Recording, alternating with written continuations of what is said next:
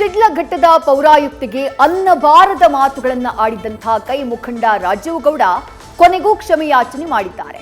ರಾಜೀವ್ ಗೌಡ ವಿರುದ್ಧ ಎಫ್ಐಆರ್ ದಾಖಲಾಗಿದ್ದು ಬಂಧನದ ಭೀತಿಯಲ್ಲಿ ಪರಾರಿಯಾಗ್ಬಿಟ್ಟಿದ್ದಾರೆ. ಇದು ಒಂದೇ ಅಲ್ಲ, ಈ ಹಿಂದೆಯೂ ತಹಶೀಲ್ದಾರ್ಗೆ ಆವಾಜ್ ಹಾಕಿರುವಂತಹ ಆರೋಪ ಕೇಳಿಬಂದಿದ್ದು, ನಿಮ್ಮ ಮುಖಂಡರನ್ನ ಹದ್ದುಬಸ್ತಿನಲ್ಲಿಡಿ ಅಂತ ಹೇಳಿ ದಳಪತಿ ಡಿಚ್ಚಿ ಕೊಟ್ಟಿದ್ದಾರೆ. ಇತ್ತ ಸ್ವಪಕ್ಷದ ನಾಯಕರು ರಾಜೀವ್ ಗೌಡ ನಡೆಯನ್ನ ಖಂಡಿಸಿದ್ದಾರೆ.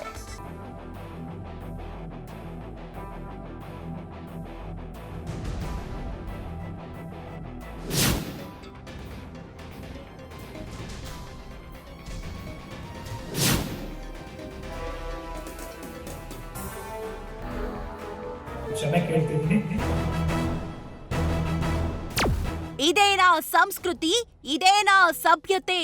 ಹೆಣ್ಣನ್ನ ಪೂಜಿಸುವ ನಾಡಲ್ಲಿ ಇದೆಂತ ಮಾತು? ಅಶ್ಲೀಲ ನುಡಿಗಳ ಪುಡಾರಿ ಕೈ ಮುಖಂಡ ಅಸಹ್ಯಕರ ರಂಪಾಟ ಮಾಡಿದ್ದಾರೆ.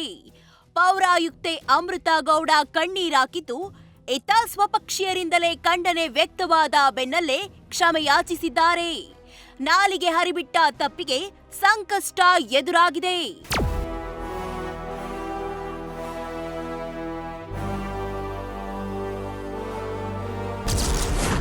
ಪೌರಾಯುಕ್ತೆಗೆ ನಿಂದಿಸಿದ್ದ ಕೈ ಮುಖಂಡನ ವಿರುದ್ಧ ಎಫ್ಐಆರ್. ಯಾವುದೇ ಕ್ಷಣದಲ್ಲೂ ರಾಜೀವ್ ಗೌಡ ಬಂಧನ ಸಾಧ್ಯತೆ. ಯಕಶ್ಚಿತ್ ಒಂದು ಬ್ಯಾನರ್ ವಿಚಾರ ಅಷ್ಟೇ.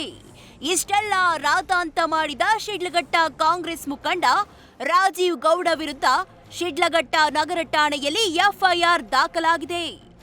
ಅಮೃತಗೌಡ ನೀಡಿದ್ದ ದೂರಿನ ಅನ್ವಯ ಸೆಕ್ಷನ್ 352, 351, 256, 132, 224 ಅಡಿ ಪ್ರಕರಣ ದಾಖಲಾಗಿದೆ.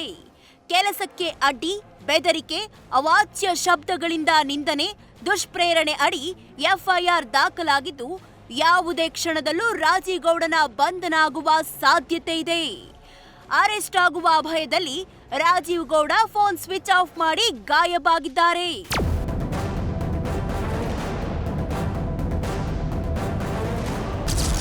ಅಶ್ಲೀಲ ಮಾತಿನ ಕೈ ಮುಖಂಡ ಕೊನೆಗೂ ಕ್ಷಮೆಯಾಚನೆ. ಉದ್ದೇಶಪೂರ್ವಕ ಮಾತನಾಡಿಲ್ಲ ಎಂದ ರಾಜೀವ್ ಗೌಡ. ಅಧಿಕಾರಿ ಜೊತೆ ಬಾಯಿಗೆ ಬಂದಂಗೆಲ್ಲ ಮಾತನಾಡಿ ಭಾರೀ ಮುಜುಗರ ಅನುಭವಿಸಿದ ರಾಜೀವ್ ಗೌಡ ಕೊನೆಗೂ ಕ್ಷಮೆಯಾಚಿಸಿದ್ದಾರೆ. ವಿಡಿಯೋ ಮೂಲಕ ನನ್ನನ್ನ ಕ್ಷಮಿಸಿ ಎಂದಿದ್ದಾರೆ. ಯಾವುದೇ ದುರುದ್ದೇಶ ಇರಲಿಲ್ಲ. ಪೌರಾಯುಕ್ತೆ ಅಮೃತಗೌಡ ನನ್ನ ಅಕ್ಕ ತಂಗಿ ತರಹ ಅಂತ ಪಶ್ಚಾತ್ತಾಪದ ಮಳೆ ಸುರಿಸಿದ್ದಾರೆ. ನಾನು ಯಾವುದೇ ನನ್ನ ಸ್ವಉದ್ದೇಶದಿಂದ ನಾನು ಯಾವುದು ಮಾತಾಡಿದ್ದಲ್ಲ. ನಾನು ಅವ್ರ ಬಗ್ಗೆ ಯಾವುದೇ ಥರದ ಒಂದು ದ್ವೇಷ ಕೂಡ ನನಗಿಲ್ಲ. ಅಲ್ಲಿ ಯಾವುದು ರಸ್ತೆಗೆ ಅಡ್ಡ ಇರಲಿಲ್ಲ, ಬ್ಯಾನರ್ಗಳೆಲ್ಲ ಸೈಡಲ್ಲೇ ಕಟ್ಟಿರ್ತಾರೆ, ಹಂಗಾಗಿ ಯಾವುದೇ ಥರದ ತೊಂದರೆ ಇಲ್ಲ ಅಂತ. ಲಾಸ್ಟ್ ಟೈಮ್ ಕಳೆದ ಬಾರಿ ಕೂಡ ನಮ್ಮದು CM DCM ಪ್ರೋಗ್ರಾಮ್ಸ್ ಇದ್ದಾಗ ಕೂಡ ಅದು ಬ್ಯಾನರ್ಸ್ ನಮ್ಮದು ಬಿಚ್ಚಿ ಬೇರೆ ಯಾವ ಬ್ಯಾನರ್ಸ್ ಹಾಕಿದ್ರು. ಮಾತು ಬಂದು ಏನೇ ಅಂದಿದ್ರು ಕೂಡ ನೋವಾಗಿದ್ದರೆ ನಾನು ಅದು ಕ್ಷಮೆ ಕೇಳ್ತಿದ್ದೀನಿ.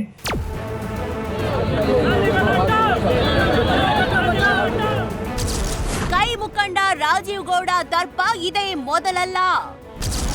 ಶಿಡ್ಲಘಟ್ಟ ತಹಶೀಲ್ದಾರ್ಗೂ ನಿಂದಿಸಿದ್ದ ಕೈ ಮುಖಂಡ.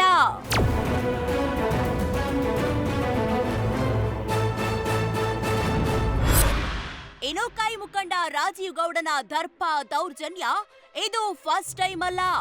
ಈ ಹಿಂದೆ ಶಿಡ್ಲಘಟ್ಟ ತಹಶೀಲ್ದಾರ್ ಗಗನ ಸಿಂಧೂಗೂ ನಿಂದಿಸಿರುವ ಆರೋಪ ಕೇಳಿ ಬಂದಿದೆ. ಸಿಎಂ ಸಿದ್ದರಾಮಯ್ಯ ಆಗಮಿಸಿದ್ದ ವೇಳೆಗೆ ಕಡತವೊಂದರ ವಿಚಾರಕ್ಕೆ ಧಮಕಿ ಹಾಕಿದ್ದರು ಎನ್ನಲಾಗಿದೆ. ಆದ್ರೆ ವಿಷಯ ದೊಡ್ಡದು ಮಾಡೋದು ಬೇಡ ಅಂತ ತಹಶೀಲ್ದಾರ್ ಗಗನ ಸಿಂಧು ಸುಮ್ಮನಾಗಿದ್ರಂತೆ.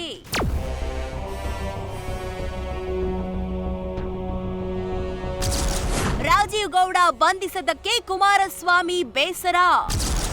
ಕಠಿಣ ಕ್ರಮ ಆದ್ರೆ ಇಂಥದ್ದೆಲ್ಲ ನಡೆಯಲ್ಲ ಅಂತ ಸಲಹೆ.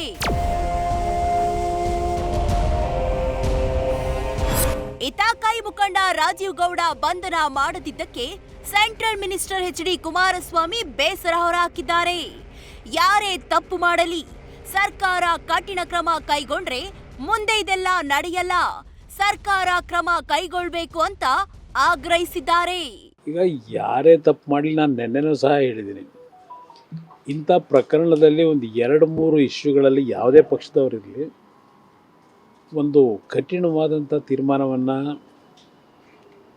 ಸರ್ಕಾರದಲ್ಲಿ ಕ್ರಮ ತೆಗೆದುಕೊಂಡ್ರೆ ಇಂಥ ಘಟನೆಗಳು ಪದೇ ಪದೇ ನಡೆಯಲ್ಲ ನನ್ನ ಅಭಿಪ್ರಾಯದಲ್ಲಿ. ಆ ನಿಟ್ಟಿನಲ್ಲಿ ಸರ್ಕಾರ ಇದನ್ನು ಗಂಭೀರವಾಗಿ ತೆಗೆದುಕೋಬೇಕು. ಅಧಿಕಾರಿಗಳ ಮೇಲೆ ದೌರ್ಜನ್ಯ ಮಾಡ್ತಕ್ಕಂಥದ್ದು ಭಾಳ ಜಾಸ್ತಿ ಆಗಿದೆ. ಸಾಮಾನ್ಯ ಕಾರ್ಯಕರ್ತರಿಂದ ಹಿಡಿದು ಅಧಿಕಾರದಲ್ಲಿರ್ತಕ್ಕಂಥ ಮೇಲಿನ ಮಟ್ಟದವರು ಸಹ ಅವ್ರ ಮೇಲೆ ಹಲವಾರು ರೀತಿ ಒತ್ತಡಗಳನ್ನು ಹಾಕಿ ಕಾನೂನು ಬಾಹಿರವಾದಂಥ ತೀರ್ಮಾನಗಳನ್ನು ಮಾಡಿಸ್ತಕ್ಕಂಥದ್ದೇ ನಡೀತಾ ಇದೆ. ಇದು ಸರ್ಕಾರ ಸರಿ ಇಲ್ಲದೆ ಇದ್ದರೆ ಇವೆಲ್ಲ ನಡೆಯೋದು.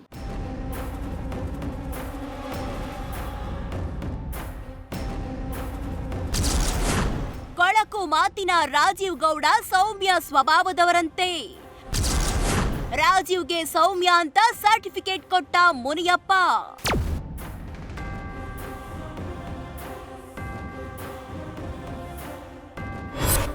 ಕೆಟ್ಟ ಕೊಳಕು ಮಾತಾಡಿದ ರಾಜೀವ್ ಸೌಮ್ಯ ಸ್ವಭಾವದವರು ಅಂತ ಹಿರಿಯ ಸಚಿವ ಕೆಎಚ್ ಮುನಿಯಪ್ಪ ಸರ್ಟಿಫಿಕೇಟ್ ಕೊಟ್ಟಿದ್ದಾರೆ. ಆದ್ರೆ ಎಮೋಷನ್ ಆಗ್ಬಾರ್ದಿತ್ತು.